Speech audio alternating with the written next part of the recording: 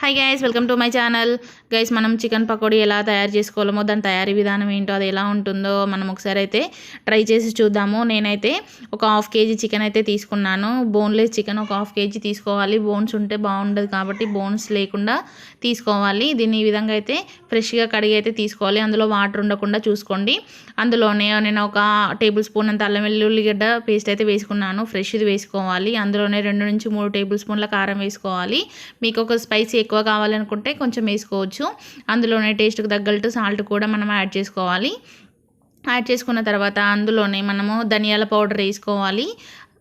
చూడండి, పావు table spoon అంత పసుపు కూడా యాడ్ చేసుకోవాలి. యాడ్ చేసుకున్న తర్వాత దాంట్లోకి జీలకర్ర పౌడర్ ఉంటుంది కదా, జీలకర్ర పౌడరు, గరం మసాలా పౌడరు, ఇంకా అవన్నీ మనకు స్పైసీని బట్టి మనం వేసుకోవాలి ఫ్రెండ్స్. చూడండి, ఇదైతే జీలకర్ర పౌడర్ కొంచెం వేసుకున్నాను. మీకు కావాలనుకుంటే మీ ఇష్టం అది. ఇందులోనే ఒక 2 టేబుల్ స్పూన్ల ఆయిల్ అయితే పోసుకొని మనం మొత్తం మంచిగా కలుపుకోవాలి. ఒక హాఫ్ చెక్క నిమ్మరసం పిండుకొని మొత్తం అయితే ఈ విధంగా ముక్కకు పట్టే విధంగా మంచిగా కలుపుకొని మంచిగా దాన్ని అయితే పక్కన పెట్టేసుకోవాలి. ఇందులోనే ఒక 2 నుంచి 3 పచ్చిమిరపకాయలను కూడా మనం యాడ్ చేసుకుందాము. ఇంకా అది మీ ఇష్టం, పచ్చిమిరపకాయలు అనేవి. ఇందులోనే కొత్తిమీర కూడా వేసుకుందాము.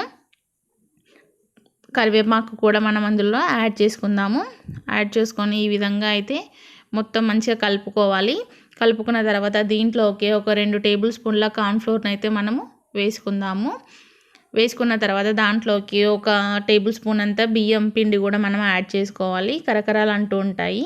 కొన్ని వాటర్ వేసుకొని ఈ మిశ్రమం మొత్తాన్ని కలుపుకోవాలి మనము. చూడండి, ఈ విధంగా అయితే మొత్తం ముక్కకు పట్టే విధంగా మంచిగా కలుపుకోవాలి.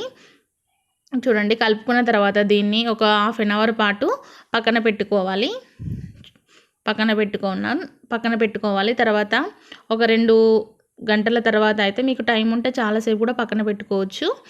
చూడండి, దీనికి డీప్ ఫ్రైకి సరిపడా ఆయిల్ అయితే మనం తీసుకోవాలి. తీసుకున్న తర్వాత ఒక్కొక్క పీసెస్ని ఈ విధంగా అయితే మనము ఆయిల్లో అయితే వేసుకోవాలి. ఒకదానికొకటి టచ్ కాకుండా చూసుకోండి. ఎందుకంటే టచ్ అయినాయి అని అంటే దానిపైన ఉన్న కోటింగ్ అంతా పోతుంది. కాబట్టి ఒకదానికొకటి టచ్ కాకుండా మంటను మీడియం ఫ్లేమ్లో పెట్టుకొని చికెన్ పకోడీ అయితే మనము ప్రిపేర్ చేసుకుందాము. చూడండి, ఈ విధంగా అయితే గోల్డెన్ కలర్లోకి వచ్చేంతవరకు మనము బాగా ఫ్రై చేసుకోవాలి. కలర్ మాడిపోతుంది కాబట్టి, మంచిగా కలర్ మారిపోయింది కాబట్టి మంచిగా సిమ్లో పెట్టుకొని మంచిగా వేయించుకోండి. చూడండి, ఈ విధంగా అయితే ఫైనల్గా ఈ విధంగా రెడీ అవుతుంది అన్నట్టు. అంతే, సింపుల్.